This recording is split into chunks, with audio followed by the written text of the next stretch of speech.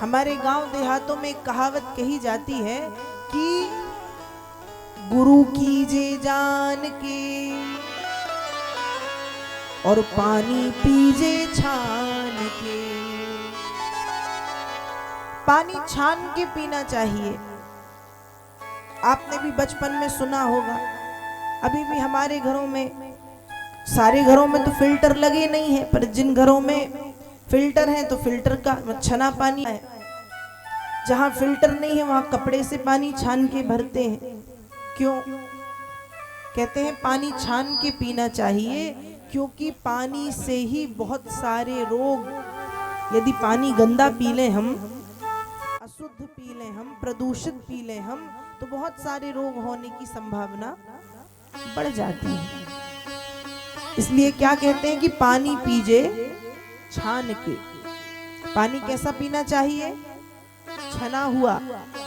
और गुरु कीजे जान के। गुरु कैसे बनाना चाहिए? कहा गुरु जान के, परख के, सोच समझ के, बुद्धि का आश्रय लेके गुरु बनाना चाहिए। गुरु कीजे जान के, पानी पीजे छान के। जैसे गंदा पानी पी लेने से हम इन्फेक्टेड हो सकते हैं, हमें रोग हो सकते हैं, वैसे ही यदि गुरु गलत बन जाए तो हमारा जीवन बिगड़ सकता है। इसलिए गुरु सोच समझ के बनाना चाहिए। दूसरी बात, गुरु बनाना चाहिए, गुरु का त्याग नहीं करना चाहिए। जो शिष्य गुरु को त्याग देता है वो दरिद्री हो जाता है।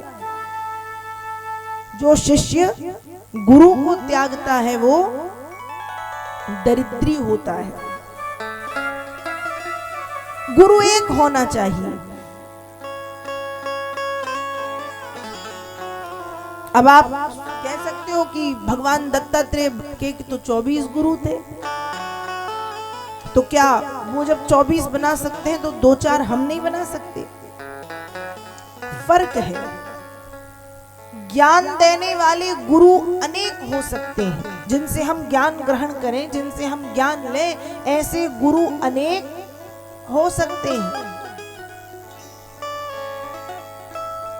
जब हम पढ़ाई करते हैं स्कूल में, कॉलेज में, तो देखो पहली कक्षा में गुरु कोई और होता है, कक्षा बदलती है, गुरु बदल जाते हैं, बदलते हैं या नहीं? अब पहली कक्षा से लेकर के 12वीं कक्षा तक पहुंचते पहुंचते न जाने कितने गुरु बदलते हैं, क्योंकि वो ज्ञान देने वाले गुरु हैं। ज्ञान देने वाले गुरु बदल सकते हैं। जहां से ज्ञान मिलेगा वहां से हम लेंगे ज्ञान। लेकिन जो मंत्र दीक्षा देते हैं, कान में मंत्र दिया जाता है, वो गुरु एक ही होते हैं। मंत्र दीक्षा वाले सिर्फ एक। और ऐसे गुरु का किसी भी परिस्थिति में शिष्य को त्याग नहीं करना चाहिए। यदि ऐसे गुरु का शिष्य त्याग करता है तो शिष्य दरिद्री होता है। ध्यान रखिएगा। आज एक नया नियम हम देखते हैं कि हमने जिसका खूब नाम सुना कि अरे वो तो बहुत बड़े संत जी हैं, खूब टीवी में आते हैं, खूब फोन में दिखाई देते हैं, खूब बड़े बड़े आश्रम हैं, तो हम क्या सोचते हैं कि चलो उनसे हम गुरु मंत्र ले लें। फिर हमको पता चलता है कि उनसे बड़े भी कोई गुरु जी हैं, वो भी बड़े प्रसिद्ध हैं भाई। उनके तो पूरे भारतवर्ष में आश्रम है, बड़ी बड़ी गाड़ियों में घूमते हैं, हवाई जहाज से चलते हैं। तो हमने अपने गुरुजी को छोड़ के उन बड़े वाले गुरुजी को गुरु बना लिया। फिर हमने सुना कि उनसे भी बड़े एक गुरुजी हैं जो और हाई फाई, बिल्कुल उनका रहन सहन एकदम लग्जरी, बड़े बड़े आश्रम। तो हमने कहा कि नहीं नहीं, इनसे अच्छे तो ये वाले हैं, और हम उन्हें छोड़ के उनको गुरु बना लेते हैं। किसी की प्रसिद्धि, किसी के पीछे चलने वाली भीड़, किसी की गाड़ियों की संख्या, किसी के बड़े बड़े आश्रम देख करके गुरु नहीं बनाना चाहिए। गुरु बदलना नहीं चाहिए। गुरु एक ही होते हैं। गुरु का त्याग भी नहीं करना चाहिए। और गुरु जान पहचान के सोच समझ के बनाना चाहिए, क्योंकि गुरु की महिमा अपार है। भागवत में एक कथा आती है कि जब इंद्र का नाम आप सब जानते हैं, देवताओं का राजा इंद्र जब तीनों लोकों का राजा बना तो राज्यपाट पाकर के इंद्र को आ गया अभिमान। इंद्र अपने सिंहासन पर बैठा है, सभा भरी हुई है, देवी देवता सब इंद्र की उस सभा में उपस्थित हैं। अप्सराएं नृत्य कर रही हैं, गंधर्व गान कर रहे हैं, अष्टवसु 11 रुद्र 49 मरुदगण उस सभा में विराजमान है। और इंद्र नृत्य का आनंद ले रहा है, इंद्र नृत्य देख रहा है। उसी समय इंद्र की उस सभा में देवताओं के गुरु बृहस्पति का आगमन हुआ। कौन पहुंचे हैं? देवताओं के गुरु बृहस्पति।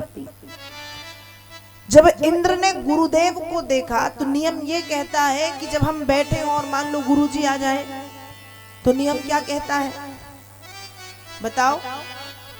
हमारे घर में गुरुजी आते हैं तो हम क्या करते हैं? बोलो बोलो। कुछ नहीं करते, खड़े हो, बच्चे बोल रहे हैं बताओ, खड़े हो जाते हैं और क्या करते हैं? प्रणाम करते हैं। और क्या करते हैं? माला पहनाते हैं।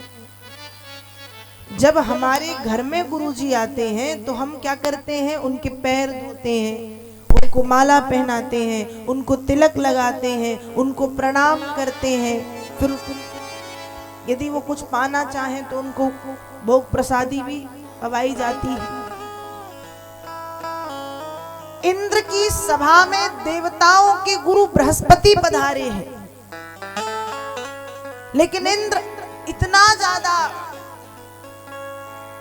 अभिमानी हो गया है कि टिक करके अपने आसन पर बैठा, ना हिला ना डुला, न खड़ा हुआ, न प्रणाम किया। और चलो खड़े होने की बात दूर, प्रणाम करने की बात दूर, उसने बैठे बैठे ये तक नहीं कहा कि अरे गुरुजी आइए आइए आइए आइए गुरुजी।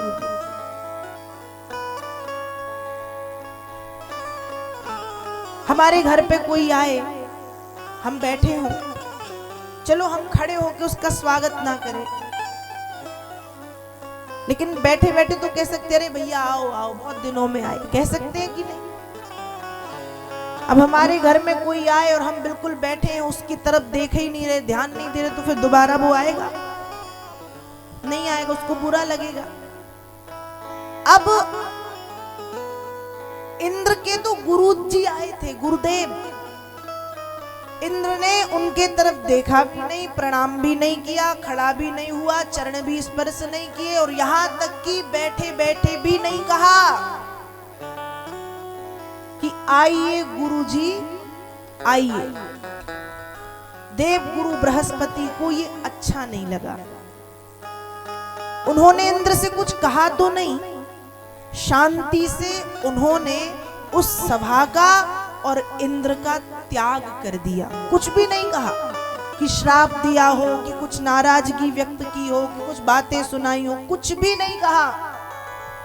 बस देव गुरु बृहस्पति ने उस सभा का और इंद्र का त्याग कर दिया। इंद्र का त्याग करते ही देव गुरु बृहस्पति ने जैसे ही इंद्र को छोड़ा, इंद्र आदि जितने देवता हैं गुरु के त्यागते ही श्रीहीन हो गए, लक्ष्मीहीन हो गए, दरिद्री हो गए। इंद्र आदि जितने देवता हैं क्या हो गए? दरिद्री। देवताओं के लोक स्वर्ग लोक में राक्षसों ने जाकर के कब्जा कर लिया, अपना आधिपत्य जमा लिया। अब देवता मारे मारे भटक रहे हैं, फिर रहे हैं, घूम रहे हैं, कहां जाएं? भटकते भटकते ब्रह्मा जी के पास पहुंचे और ब्रह्मा जी को अपनी पूरी कहानी सुनाई कि महाराज ऐसी ऐसी बात है, गुरु का तिरस्कार कर दिया है। पहले तो ब्रह्मा जी ने इंद्र को कई बातें सुनाई कि तुम देवताओं के राजा हो, और देवताओं के राजा होने के बाद भी तुम कैसे भूल गए कि गुरु की गरिमा, गुरु का महत्व, गुरु का ज्ञान, गुरु का पद, गुरु का मान, गुरु का सम्मान, गुरु की प्रतिष्ठा कितनी बड़ी होती है, तुम कैसे भूल गए? पहले तो ब्रह्मा जी ने खूब बातें सुनाई, लेकिन जब देखा कि इंद्र हाथ जोड़ के खड़ा है कि ब्रह्मा जी गलती हो गई, अब तो कुछ कृपा कर दो, तब ब्रह्मा जी बोले कि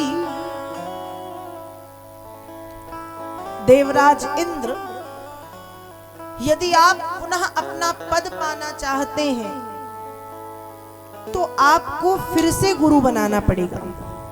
एक काम करो, पृथ्वी लोक में जाओ और पृथ्वी में जाकर के किसी योग्य व्यक्ति को जान के, समझ के, परख के, देख के अच्छे से गुरु बनाओ। ब्रह्मा जी ने ये नहीं कहा किसी को भी, क्या कहा कि जाओ, जानो, परखो, देखो, समझो, फिर गुरु बनाना। इंद्र आदि देवता सब पृथ्वी पे आए, खोजने लगे कि किसे गुरु बनाया जाए।